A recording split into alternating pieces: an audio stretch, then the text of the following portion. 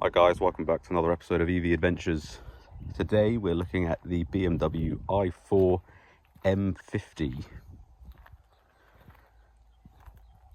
This is BMW's performance version of their i4.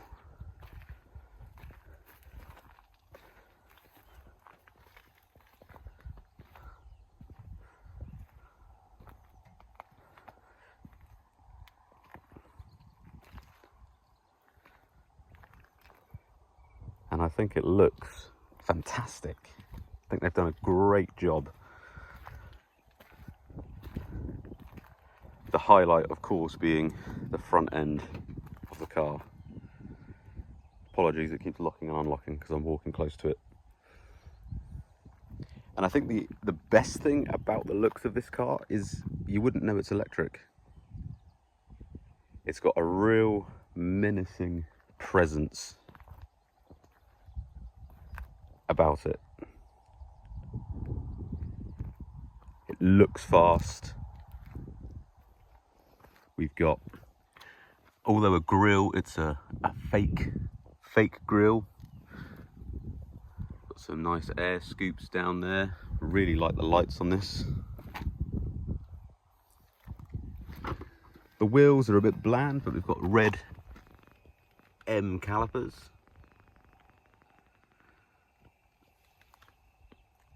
Some nice side gills down the side. Not a fan of all the M badges. Just makes it look like a 420 that someone's decided to put a load of M badges on. But it's a good looking car. Rear diffuser with some obvious pieces where quad tips would go if it was a petrol car. We have our charge port, which unfortunately is massive because it's exactly the same as you would find in a regular 4 Series.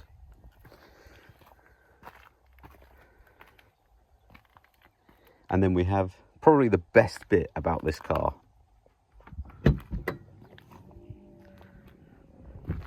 It's a hatch.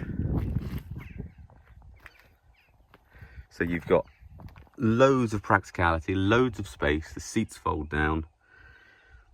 Little bits of storage in the side. Ignore the charging cable. Little bit of storage under here. Harman Kardon this one. If you don't get Harman Kardon, you get all of this space back under here. And then a little removable sort of parcel shelf, and then a little parcel shelf there.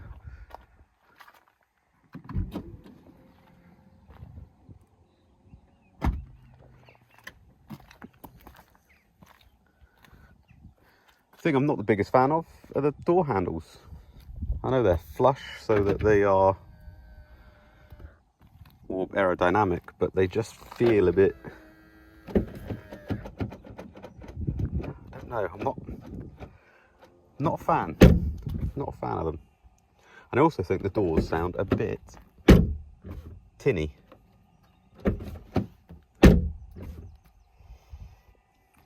Minor things. And then a classic M style door mirror. In the back seats we have pillarless windows all round. Get some really nice stitching all over. Now these are the standard seats. Ignore my jacket. The standard seats, and you know, it's quite nice. Black headliner. If we get in, rear space is okay. I'm not tall. I'm only 5'8".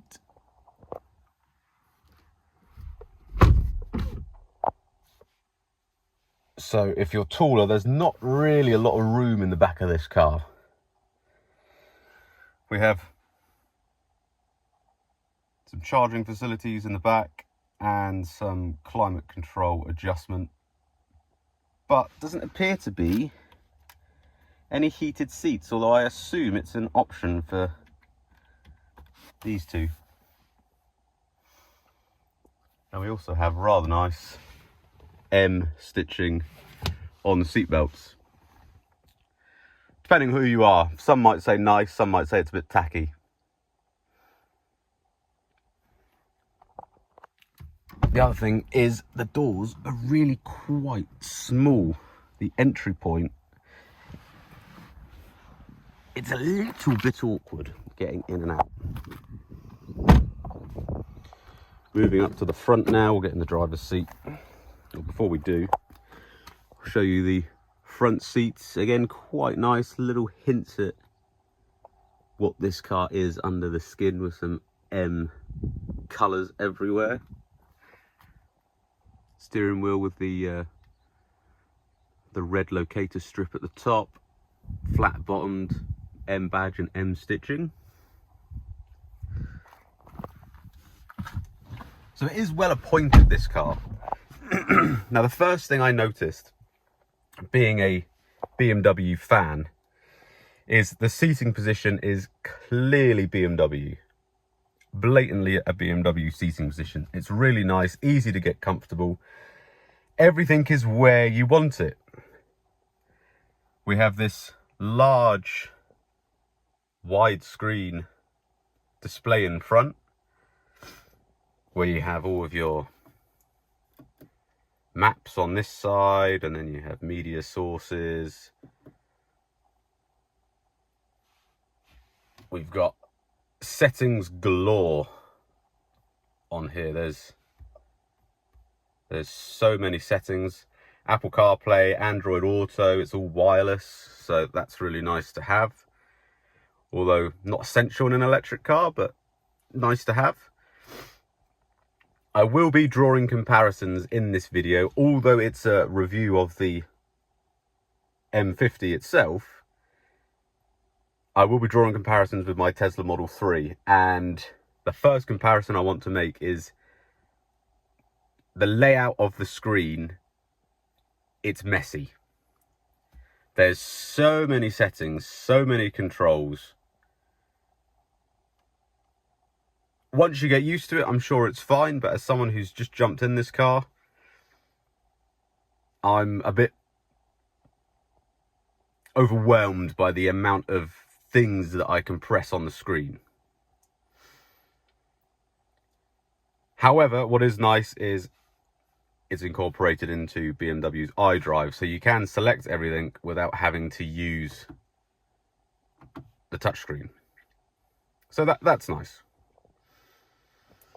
Down here we have our main controls, a start-stop button. We've got Sport, Comfort, Eco Pro, gear selector, iDrive controls as previously mentioned, and climate control is on the screen.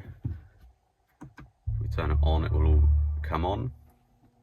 A familiar looking layout.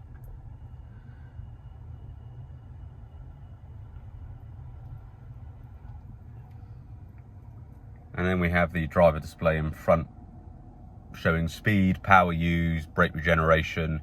You can customize this screen to whatever you want, and you might just be able to see the heads-up display as well.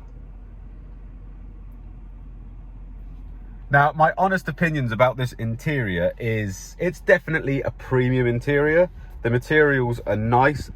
As mentioned, this is the bog standard interior. Here's what I found. If you spec individual, you can have individual merino leather and things like that. Again, the interior becomes more luxurious. I think it's nice. Again, drawing a comparison with the Tesla, the one thing that I really notice sitting in here is how cocooned you are, and it feels sporty because of that. However, for such a big car, and this is bigger than my Model 3, the glass is a lot smaller, the visibility out is not as good,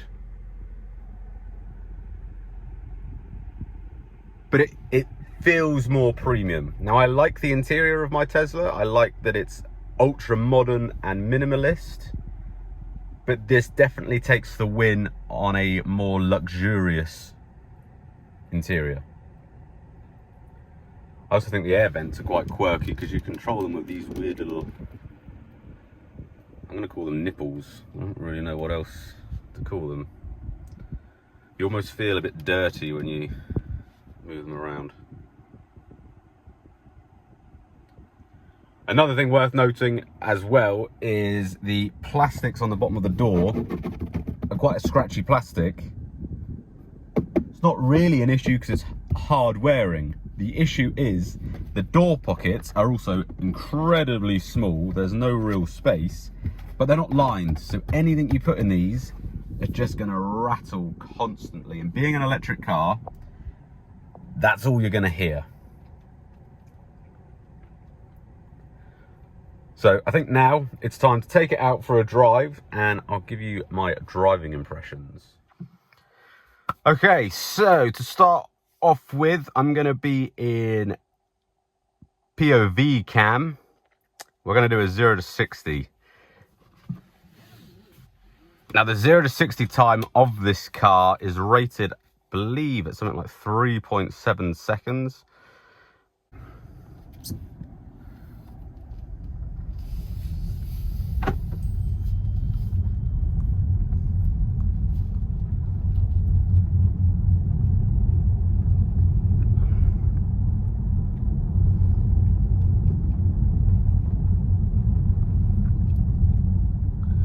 So this is the exact same piece of road that I did the launch on in my Model 3 Performance.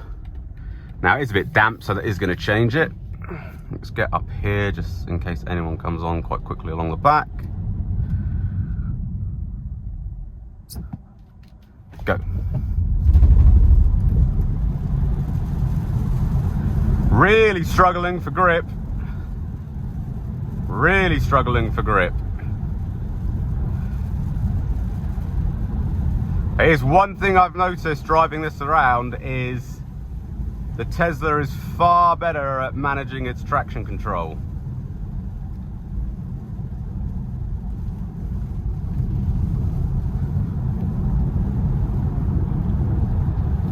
Cornering wise, the dampers are in sport settings, so a little bit of understeer there.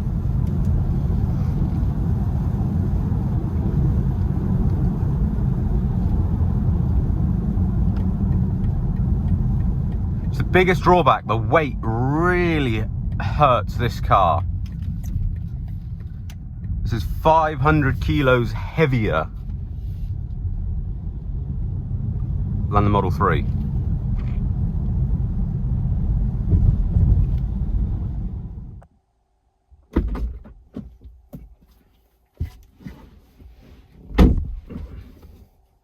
The thing I hate about cars that are keyless, but they give you a massive key. Where do I now put it so it doesn't rattle? It's going to rattle in there. Turn it on, into drive. Let's start in comfort. I'll turn around here as well.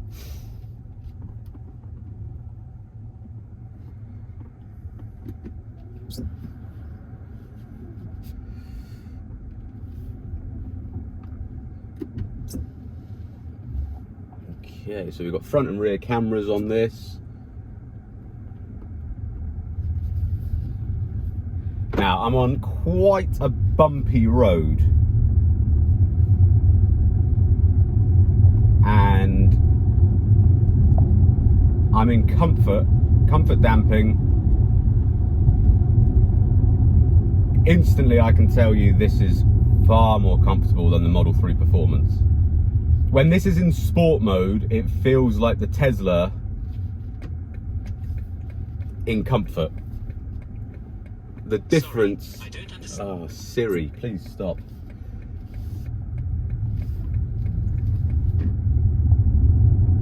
It's amazing, the difference. It's still got good power in comfort.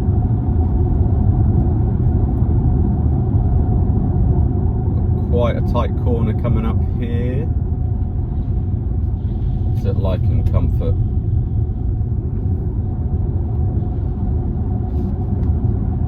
It's okay. It's okay. The Model 3 is more reassuring around bends. And I think that has to do entirely with weight. This car weighs 500 kilos, half a ton, more than the Model 3 Performance, and it shows in the bends, it shows.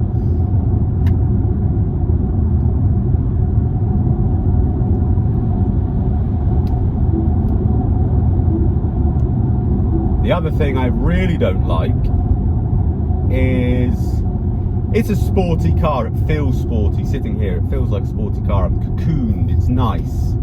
It feels very BMW-esque, which it should do. It's a BMW. But they've given me a massive steering wheel. It's so large it feels unmanageable. When I go to turn into like down here, it just feels a bit awkward, and it's got these massive thumb grips that just feel artificial. They've been put on there and they've been made extremely pronounced to sort of go, yes, it's got a sporty steering wheel, but they're not helpful in any way. They just make it extremely awkward and uncomfortable to hold.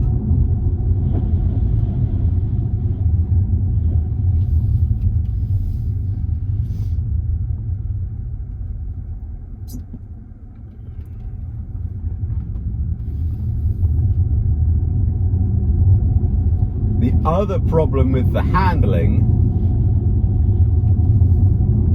is these seats, these base model seats, do not provide anywhere near enough support.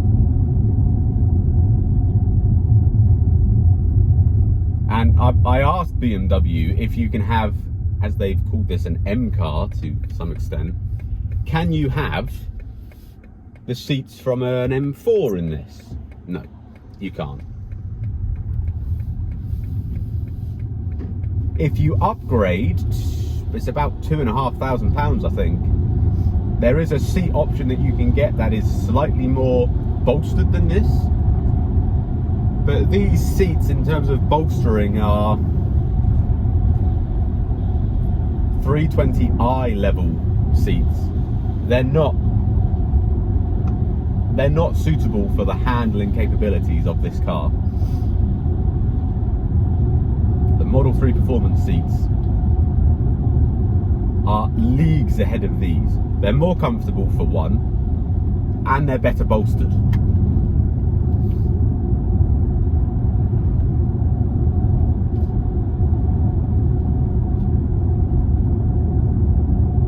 However, the benefit of a BMW is it gives you the options of basically speccing the car however you want. With Tesla, these are the seats that come with the car. If you don't like it,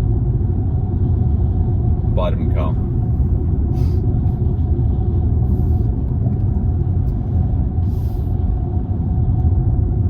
So that's the handling in comfort. So let's go into sport. I'm in sport individual, and I've configured it so that it's as sporty as it can possibly be. I have to say, the ride is excellent though. I find myself in a bit of a difficult situation with this car, because I've got preconceptions of BMWs. I've owned enough of them in the past to have a predetermined expectation of what this car should be like to drive. And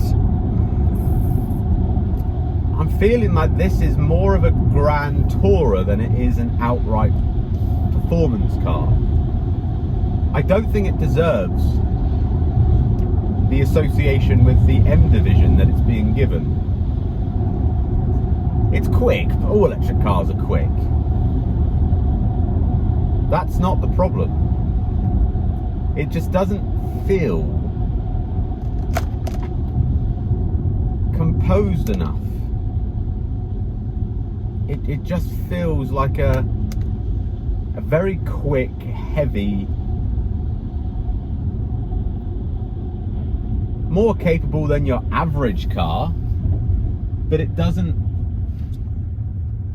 I was expecting this to be more fun to drive than the Tesla. But having driven it, the Tesla's more fun to drive. It's lighter, it's smaller, it feels like a go-kart compared to this. This is nice, it's more luxurious, it's quieter, the ride is far better. The brakes are perfect, the brakes are perfect. The amount of feel that you have in the pedal and the amount of trust I have in the braking system in this car is beyond anything that I would say with the Tesla. What I need to do is mix this and the Tesla together, and it would be the perfect car. However,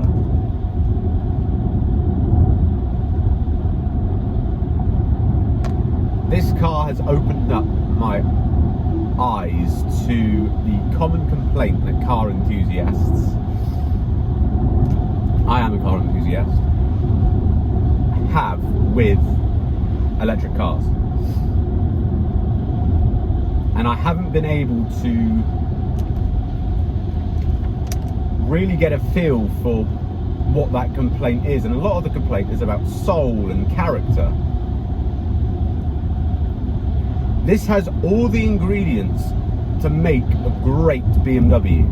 It's got the straight line speed, the acceleration, top speed is a little bit restricted over a conventional BMW, but irrelevant for Britain. We've got all the M badges everywhere. We've got a really, what BMW think is nice sporty steering wheel. I don't like it. That's just my opinion.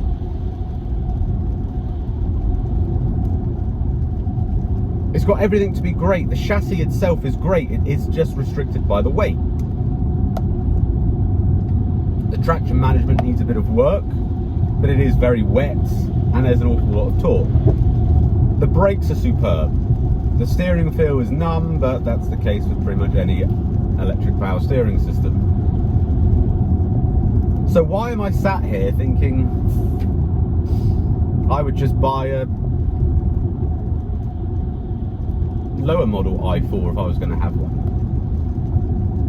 I don't want to drive this quickly. It isn't fun to drive fast. And the only thing that's missing is a characterful engine. Even ignore a gearbox, because you don't have to change gear yourself if you don't want to in a proper BMW M car. But there is no soul, there is no character.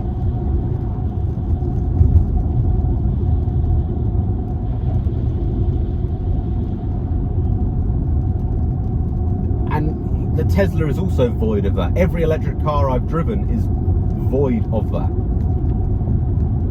Which is why I truly believe that electric cars are brilliant. As a daily car, I would rather drive this as a daily car for commuting than I would an M4.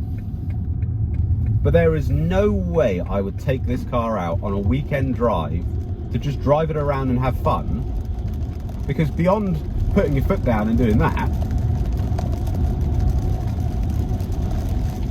it's just two-dimensional. There's nothing else to it. I think it looks great. I think it's a great looking car. It looks really good. It looks menacing. That's because it looks like a 4 Series. It drives really nicely. It's smooth. It's quiet. It's comfortable. The noise isolation. I'm just in a giant bubble. I don't know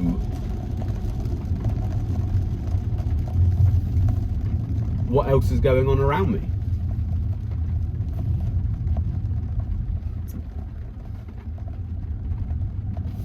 Turning circle is also excellent.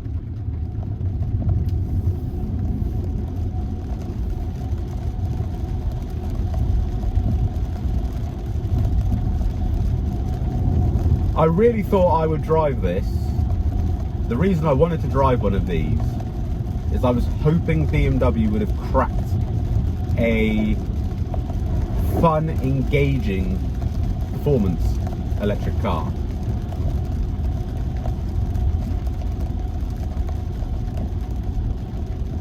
The Model 3 Performance, the new one, is more fun to drive than this because of weight, response, steering feel. For on the road, as a B road car, the Tesla is better. As a sitting on the autobahn or the motorway car going up and down the country doing hundreds of miles, this is far nicer. It just is.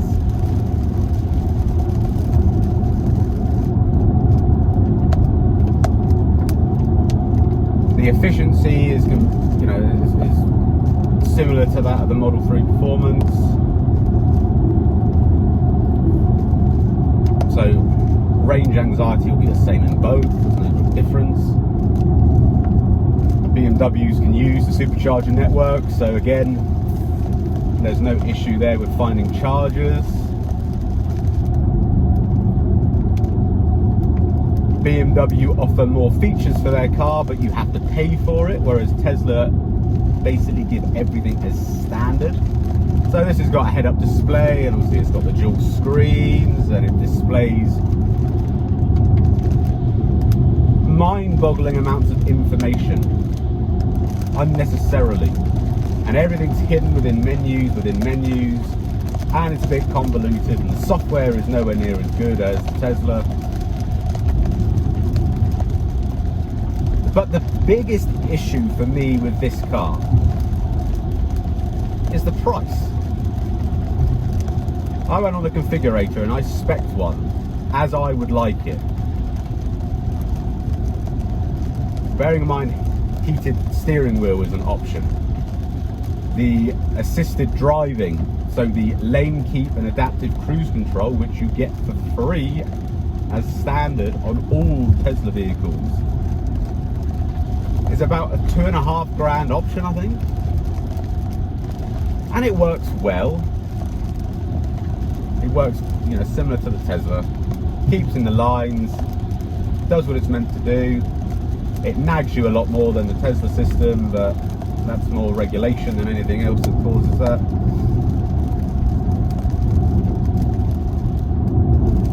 But to have a nicely spec'd one of these, you're talking about £75,000 to £80,000. When the Model 3 Performance is just under £60,000. For me, this car is better in many ways than the Tesla, and the Tesla is better in some ways than this.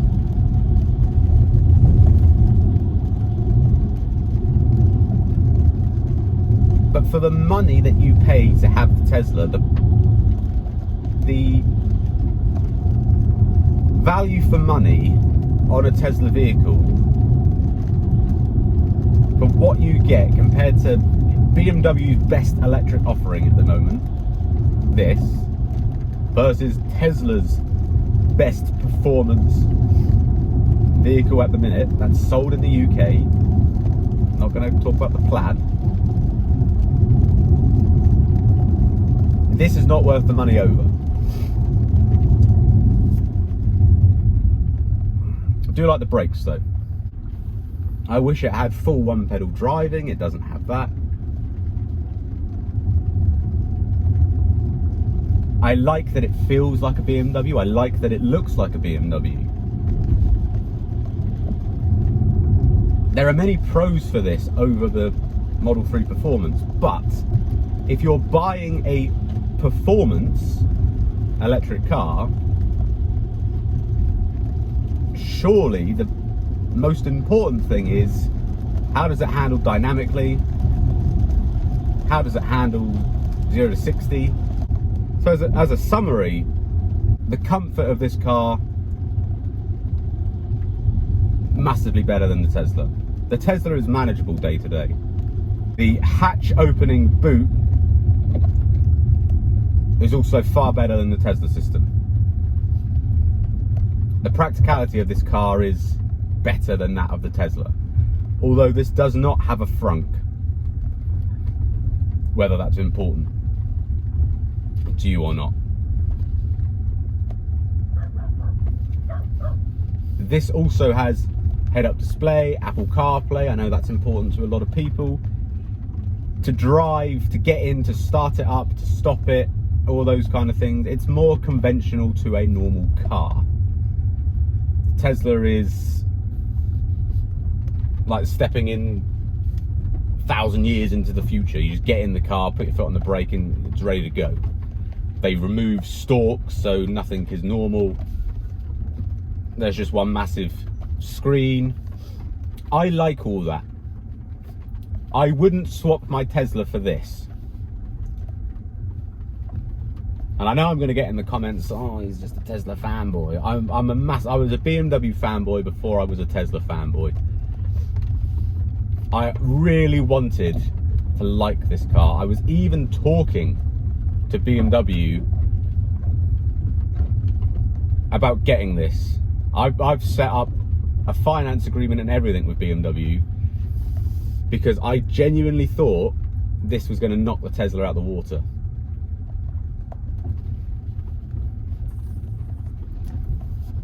And it hasn't. It's a brilliant car. It truly is brilliant. It's just not.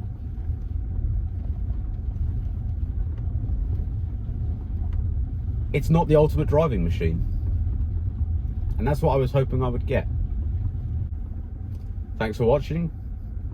See you on the next one.